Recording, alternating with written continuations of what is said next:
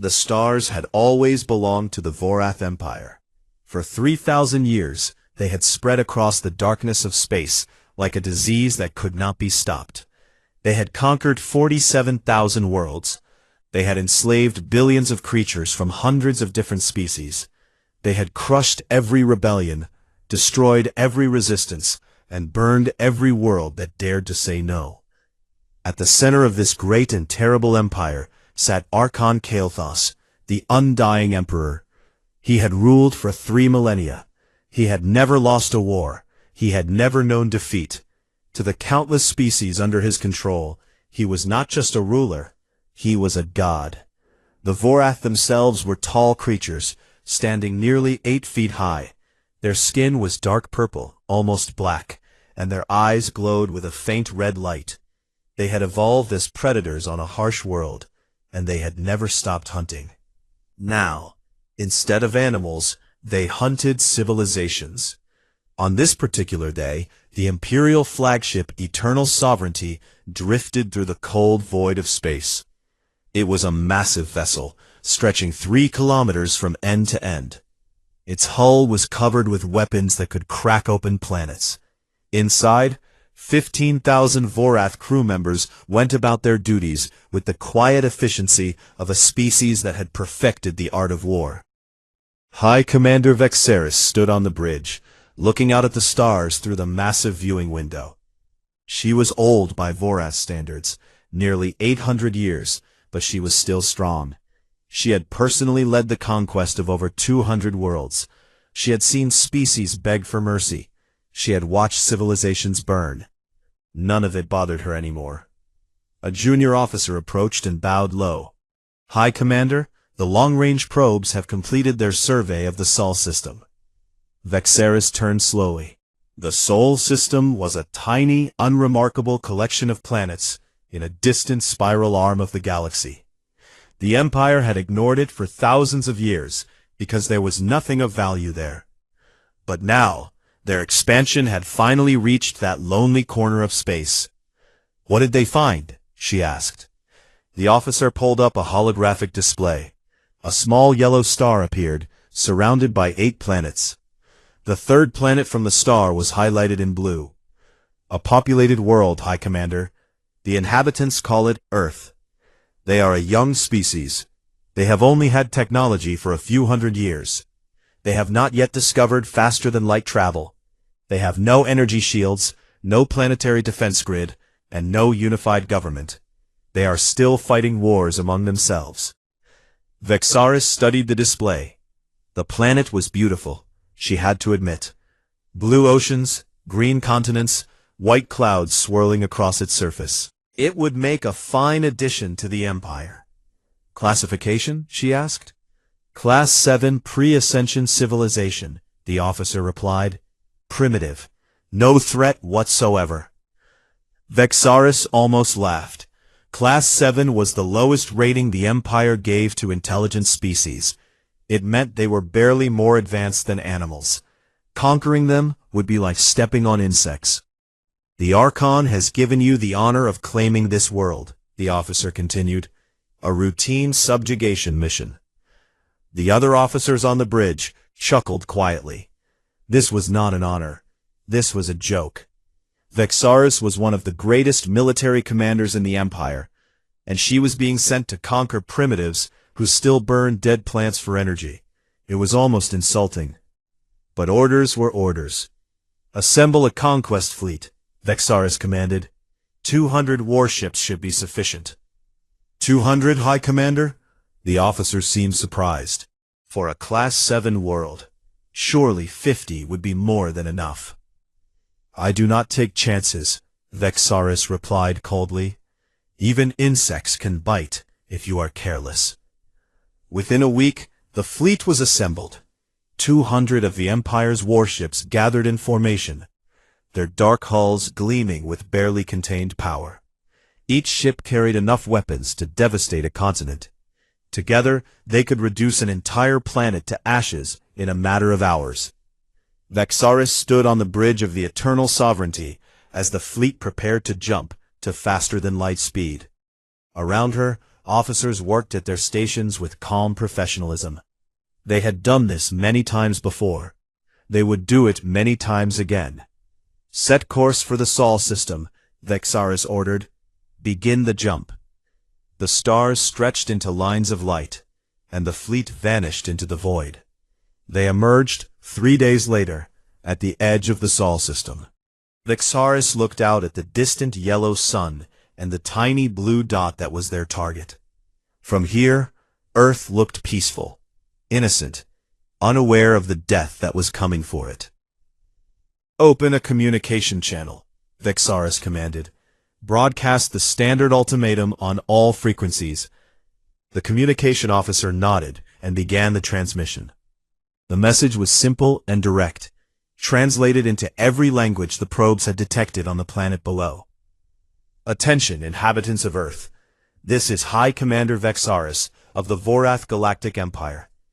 Your world has been selected for incorporation into our great civilization. You have 24 hours to surrender unconditionally. All military forces must stand down. All governments must dissolve. All weapons must be destroyed. In exchange, your species will be allowed to live as servants of the Empire. Refuse, and your world will be cleansed. This is your only warning." The message repeated on a loop, broadcasting to every radio, every television, every device on the planet that could receive it. Vexaris knew the effect it would have. She had seen it dozens of times before. There would be panic. There would be chaos. Leaders would argue about what to do. Some would want to fight. Others would want to surrender. In the end, it did not matter. The result was always the same. She waited for a response. Minutes passed, then hours.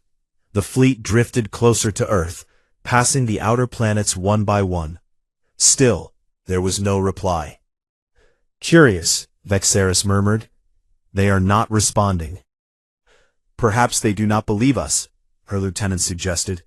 "Perhaps they think it is a joke." "Perhaps," Vexaris frowned slightly. Most species responded immediately. They begged, they threatened, they pleaded for more time. But Earth was silent. She pushed the thought aside. Silence was just another form of refusal, and refusal meant destruction. "Continue the approach," she ordered. "If they will not speak, then they will burn." The fleet moved closer. 200 warships descended toward the small blue planet, like wolves circling a lamb. On the bridge, officers prepared bombardment protocols. They selected targets: major cities, military bases, industrial centers. Within hours, they would begin the cleansing. Vexaris allowed herself a small smile. This would be easy. This would be quick. By tomorrow, Earth would belong to the Empire, and its people would learn their place in the universe. She could not have been more wrong. The alien message reached every corner of Earth within seconds. It played on televisions in Tokyo, on radios in New York, on phones in Mumbai. People stopped in the streets and stared at the sky. Some screamed, some cried, some simply stood in silence, unable to process what they were hearing. But in certain places, in certain rooms hidden far beneath the surface of the Earth, the reaction was very different. General Marcus Chen stood in a command center, buried 2 miles under the Rocky Mountains. The room was vast, filled with holographic displays, and hundreds of officers working at advanced computer terminals. The technology here was unlike anything the public had ever seen. Quantum processors, energy systems that did not need fuel, communication devices that could reach across the planet instantly. All of it hidden, all of it secret. Chen was a tall man in his early 60s, with gray hair cut short and eyes that had seen too much. He had spent his entire career preparing for this moment. He had hoped it would never come. But hope, he knew, was not a strategy. "Show me the fleet," he said calmly. A holographic display appeared in front of him. 200 alien warships, arranged in a perfect formation, were moving through the solar system toward Earth. They had passed Neptune an hour ago. At their current speed, They would reach Earth within 3 days. Analysis? Chen asked. A young officer named Dr. Sarah Kim stepped forward. She was the head of Project Prometheus's Xenotechnology division. Based on our scans, each ship is approximately 1 kilometer long. They use some form of plasma-based weapons and have energy shields we cannot fully analyze yet. The flagship is larger, approximately 3 kilometers. It is heavily armed. Can we beat them? Dr. Kim smiled slightly. Sir, they have no idea what they are flying into. He turned to face the massive screen on the far wall, which showed a map of Earth covered with thousands of small dots. Each dot was a hidden facility. Each facility contained weapons that the rest of the world did not know existed. The secret had begun 60 years ago.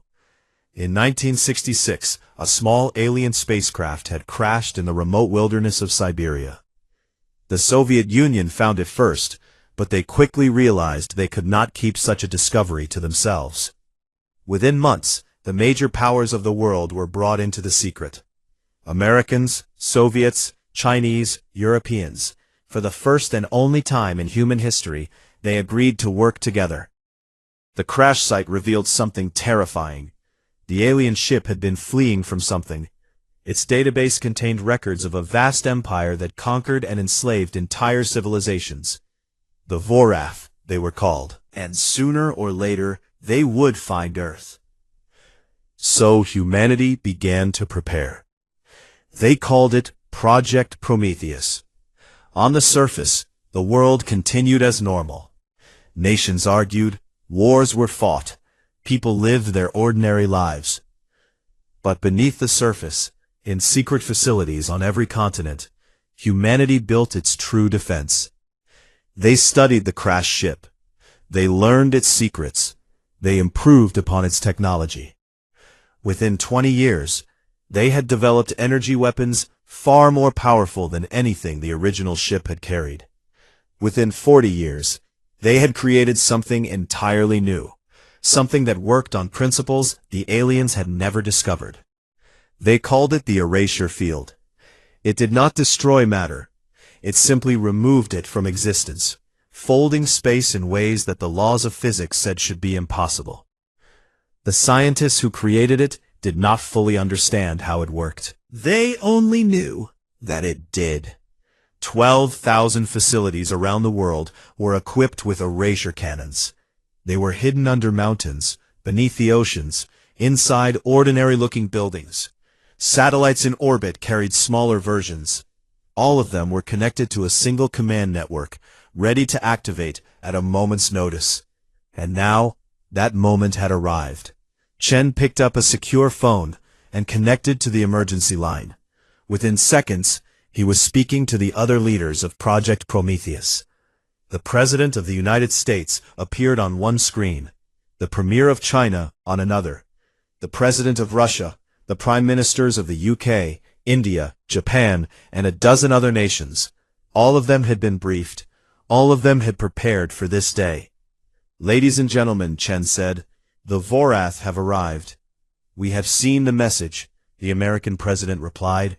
Her face was calm, but her eyes burned with cold anger. They want us to surrender.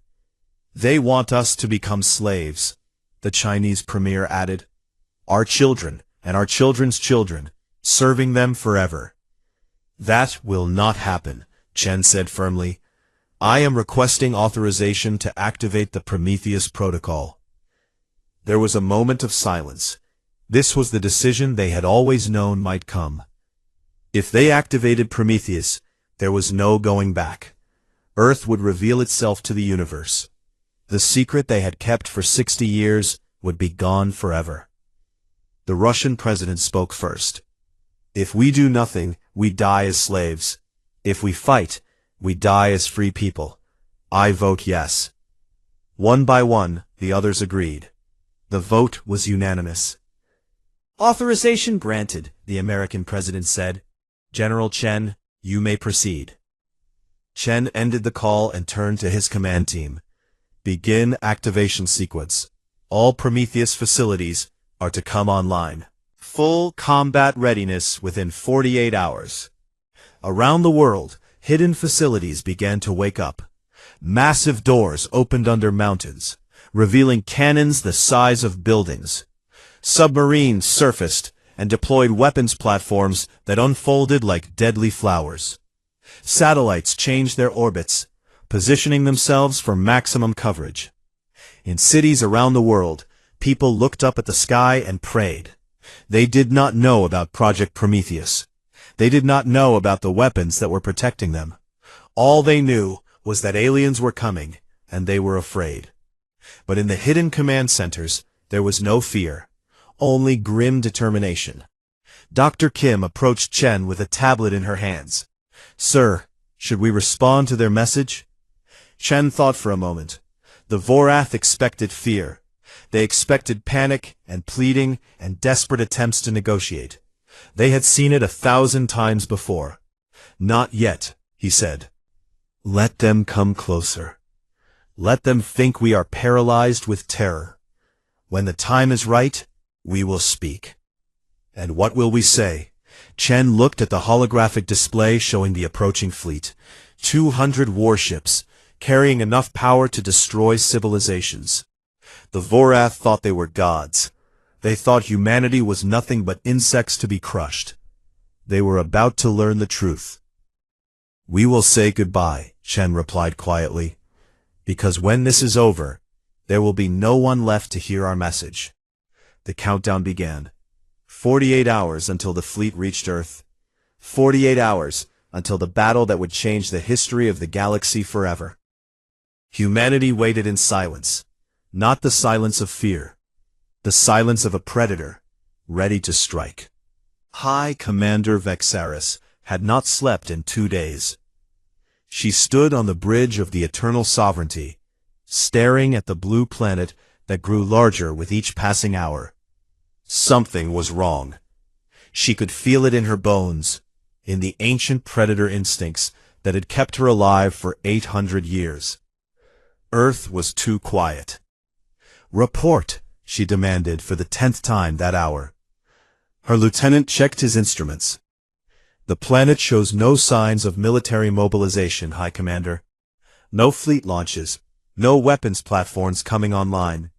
Their primitive radio and television broadcasts are filled with panic and confusion. Religious leaders are calling for prayer. Political leaders are arguing about what to do. Several nations have attempted to contact us, begging for mercy. And their military? Standing down in most regions. Some units have attempted to prepare defenses, but they have nothing that could harm us. Their most advanced weapons are nuclear missiles. Our shields can absorb 1,000 of them without damage." Vexaris should have been relieved. Everything was going exactly as expected. The humans were acting like every other primitive species she had conquered. Panic, confusion, helplessness. It was the same story, told 1,000 times across 1,000 worlds. But something felt different, something she could not explain. "What about the rest of the planet?" she asked. "Any unusual activity?" The lieutenant frowned at his display. "There are some strange readings, High Commander. Brief energy spikes beneath the surface of several continents. But they disappear as quickly as they appear. Our analysts believe they are natural geological activity." "Geological activity," Vexaris repeated slowly. "On every continent simultaneously? The humans are a primitive species on an active planet, High Commander. It is not unusual." Vexaris said nothing. She had learned long ago to trust her instincts. And right now, her instincts were screaming at her. Something was wrong. Something was very, very wrong. She walked to the front of the bridge and looked out at Earth. The planet filled most of the viewing window now. They were close enough to see the continents, the oceans, the lights of cities on the dark side. It looked so peaceful, so innocent, so defenseless. "High Commander," her lieutenant approached cautiously. "We are now in optimal bombardment position.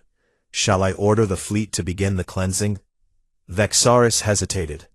Every rule of warfare told her to attack now, while she had the advantage. But another part of her, the part that had survived countless battles, wanted to wait, wanted to watch, wanted to understand what she was facing. "Send one more message," she said finally. "Give them one more chance to surrender." The lieutenant looked surprised. "High Commander, the standard protocol is clear. If they do not respond within 24 hours, we proceed with cleansing." "I am aware of the protocol," Vexaris snapped. "I wrote half of it. Send the message." The transmission went out, broadcasting to the entire planet. Vexaris spoke personally this time, her voice cold and hard. "People of Earth, this is your final warning. You have 1 hour to surrender. 1 hour to accept your place in the Vorath Empire. If you refuse, we will begin the destruction of your world. Your cities will burn, your people will die, your civilization will be erased from history. Choose wisely." She waited. Minutes passed. The bridge was completely silent. Every officer watched the communication displays, waiting for a response. Nothing came. "Perhaps their leaders are still arguing," the lieutenant suggested nervously. "Perhaps they need more time to make a decision." "No," Vexaris said quietly. "They have made their decision. They made it the moment they heard our first message. They are simply not telling us what it is." She turned to face her crew. 200 officers, all of them veterans of countless conquests, all of them looking at her with confusion and concern. They did not understand her hesitation. They thought she was being cautious for no reason. But Vexaris had not survived 800 years by ignoring her instincts. "Order all ships to raise shields to maximum power," she commanded. "Charge all weapons. Prepare for combat." "Combat, High Commander?" The lieutenant was stunned. "Against what? They have nothing that can threaten us. Just do it." The orders went out. Across the fleet, 200 warships powered up their defensive systems. Energy shields flickered to life around each vessel, forming invisible barriers that could withstand nuclear explosions. Weapon systems hummed as they prepared to unleash devastation. And on Earth, deep beneath mountains and oceans and cities, 12,000 hidden facilities completed their final preparations. General Chen watched the alien fleet on his display. The ships had formed a tight formation, shields raised, weapons ready. Someone on that flagship was smart. Someone had sensed that something was wrong. It would not save them. "All facilities report ready," Dr. Kim announced. "Targeting solutions confirmed for all enemy vessels. We can fire on your command, General." Chen nodded slowly. Around him, hundreds of officers waited in tense silence. This was the moment everything had been building toward. 60 years of secrets. 60 years of preparation. It all came down to the next few minutes. "Open a channel to the alien flagship," Chen ordered. "Audio only." A technician worked at her console. "Channel open, sir." Chen took a deep breath. When he spoke, his voice was calm and steady. "Attention, Vorath Fleet. This is General Marcus Chen of the United Earth Defense Force. We have received your messages, we have discussed your terms, and we have a response." On the bridge of the Eternal Sovereignty, Vexaris froze. A human voice was coming through her communication system. Not a voice of fear, not a voice of surrender, a voice of cold, absolute confidence. "You have traveled a long way to reach our world," the voice continued. "You have threatened our people.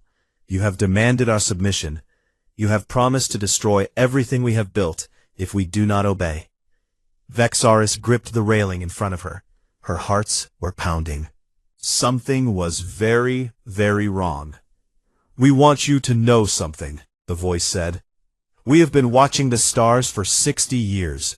We have been preparing for this moment since before your probes ever entered our system. We know what you are. We know what you have done to other worlds. And we want you to know this." There was a pause. Then 7 words that would echo through history. "You should not have come here." Every sensor on the Eternal Sovereignty screamed in alarm. Energy readings spiked across the entire planet below. 12,000 points of light appeared on the surface of Earth, each one brighter than a star. Vexaris opened her mouth to give an order. Any order. Retreat, attack, something. She never got the chance. The battle for Earth lasted 11 seconds. In the first second, 12,000 erasure cannons fired simultaneously. They did not shoot beams of light or bolts of energy. Instead, they created something far more terrible.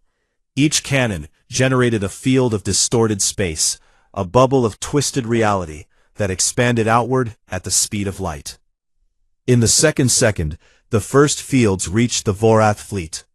The outer ships, the ones closest to Earth, were hit first. Their shields, the most advanced defensive technology in the known galaxy, did absolutely nothing. The erasure fields did not try to break through the shields. They simply erased the shields from existence, along with everything inside them. The cruiser Vengeance of Kael vanished. One moment it was there, a kilometer of metal and weapons and 3,000 crew members. The next moment, it was gone. No explosion, no debris, no radiation. Just empty space where a warship had been. In the third second, 17 more ships ceased to exist. Their captains had no time to react. Their crews had no time to scream. They were simply there, and then they were not. The universe erased them like words wiped from a page. In the fourth second, panic spread through the fleet. Officers shouted orders that were never completed. Weapons charged that were never fired. Ships tried to turn, tried to run, tried to do anything to escape the invisible death that was consuming them. It did not matter. In the fifth second, the erasure fields reached the center of the formation. Ship after ship vanished into nothingness. The destroyer Storm of Conquest, the battlecruiser Fist of the Empire, the carrier Eternal Vengeance, names that had brought terror to 1,000 worlds, erased in the blink of an eye. In the sixth second, High Commander Vexaris watched her fleet die. She stood on the bridge of the Eternal Sovereignty, frozen in disbelief, as the holographic display showed ship after ship blinking out of existence. Red icons turned black and disappeared. 200 warships becoming 100, then 50, then 20. Impossible, she whispered. This is impossible. In the seventh second, she tried to give an order, retreat. The word formed in her mind, but never reached her lips. The erasure field hit the Eternal Sovereignty, and the greatest warship in the Vorath Empire ceased to exist. Vexaris did not feel pain. There was no time for pain. One moment she was standing on her bridge, watching her fleet die. The next moment, she was nothing. Her body, her thoughts, her 800 years of memories, all of it erased in an instant. In the eighth second, the remaining ships scattered in all directions. Their captains did not care about formation or orders or glory. They only cared about survival. They pushed their engines to maximum power, desperate to escape the range of the terrible weapons that were destroying them. Most of them failed. In the ninth second, 43 more ships vanished. They ran, but they could not run fast enough. The erasure fields caught them one by one, erasing them from reality as easily as blowing out candles. In the 10th second, only 5 ships remained.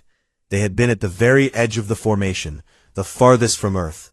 They had a head start that the others did not. Their captains pushed their engines beyond safe limits, not caring if they exploded. Explosion was better than erasure. In the 11th second, 2 more ships disappeared. Their engines had failed, slowing them just enough for the erasure fields to catch them. But 3 ships made it. 3 ships crossed the threshold, reaching the point where they could activate their faster-than-light drives. They jumped. They left their dead comrades behind and ran for their lives. And then, it was over. General Chen stood in the command center, watching the tactical display clear. 200 red dots had become 3, and those 3 were fleeing at faster-than-light speed, running back to their empire to tell their masters what had happened. He had let them go deliberately. He wanted survivors. He wanted the Vorath to know what they had faced. He wanted the entire galaxy to learn that Earth was not a world to be conquered. All hostile contacts eliminated, Dr. Kim reported. Her voice was barely a whisper. Battle duration, 11 seconds. Enemy casualties, 197 vessels destroyed. 0 friendly casualties. Chen nodded slowly. Around him, officers sat in stunned silence. They had prepared for this moment their entire lives. They had trained for it, planned for it, dreamed about it, but nothing could have prepared them for how easy it had been. 200 warships, the pride of a galactic empire, wiped out in less time than it took to tie a shoe. "Sir," a technician said hesitantly, "what do we do now?" Chen looked at the display showing the 3 escaping ships. They were already light years away, running back to their empire. Within days, their leaders would know what had happened. Within weeks, every civilization in the galaxy would hear the news. Earth had defended itself. Earth had won. But Chen felt no joy. He felt no triumphs. He only felt the heavy weight of responsibility.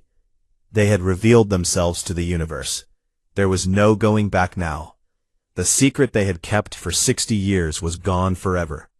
"Now," he said quietly, "we prepare for what comes next." He turned away from the display and walked to a private communication terminal. The leaders of Project Prometheus needed to be informed. Plans needed to be made. The world needed to be told the truth. But first, there was one more thing to do.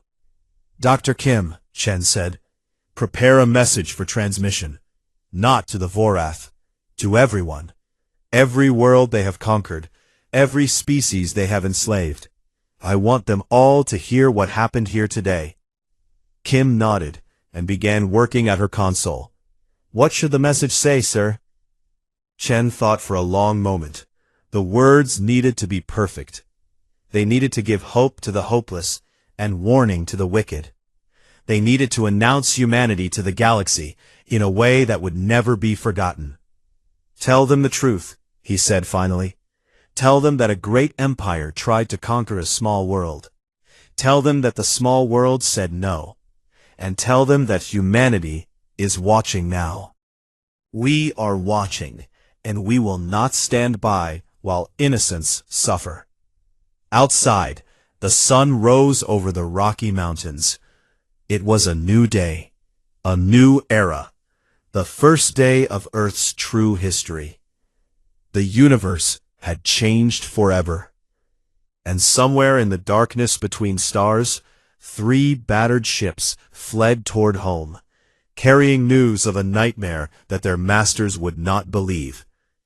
Until they had no choice. The 3 surviving ships limped through space for 12 days. Their engines were damaged from pushing too hard. Their crews were broken, haunted by what they had witnessed. Many had stopped eating. Some had stopped speaking. A few had taken their own lives rather than live with the memory of that terrible day. Captain Vorax of the cruiser Shadow of Night was the highest-ranking officer to survive. He had been 800 years old when the battle began. He felt like he had aged another 1,000 since then. Every time he closed his eyes, he saw it again. Ships vanishing, friends disappearing, the entire fleet, 200 vessels that had conquered dozens of worlds, erased in 11 seconds. It was impossible.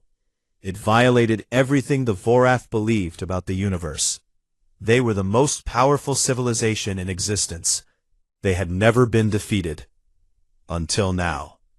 On the 12th day, the ships finally reached the Imperial Throne World. It was a massive planet, 10 times the size of Earth, covered entirely in cities and fortresses. At its center stood the Imperial Palace, a structure so large it could be seen from orbit. This was the heart of the Vorath Empire, the seat of power for 3,000 years. Captain Vorax was brought before Archon Kelthos himself. The undying emperor sat on a throne made from the bones of conquered kings. He was ancient beyond measure, his purple skin pale and stretched thin, his red eyes burning with power that had accumulated over millennia. Around him stood his advisors, his generals, his priests, the most powerful beings in the empire. They had already heard the reports. They had already seen the sensor recordings that the surviving ships had brought back. But they did not believe them. "Explain," the Archon commanded. His voice echoed through the vast throne room like thunder. Captain Vorax knelt before his emperor, trembling. "Great Archon, I can only tell you what I witnessed. We approached the planet as planned. High Commander Vexaris ordered the bombardment to begin. And then the humans attacked." "With what weapons?" demanded one of the generals. "Our probes detected nothing, no shields, no fleet, no orbital defenses. They were hidden, General. Hidden beneath the surface of their planet. We did not detect them until they fired." Vorik's voice broke, and then it was too late. 200 ships, the Archon said slowly. 200 of my finest vessels, destroyed by primitives who still burned fossil fuels. You expect me to believe this? "I do not expect anything, Great Archon. I only report what happened. The weapon they used was unlike anything in our records. It did not damage our ships. It erased them, removed them from existence as if they had never been."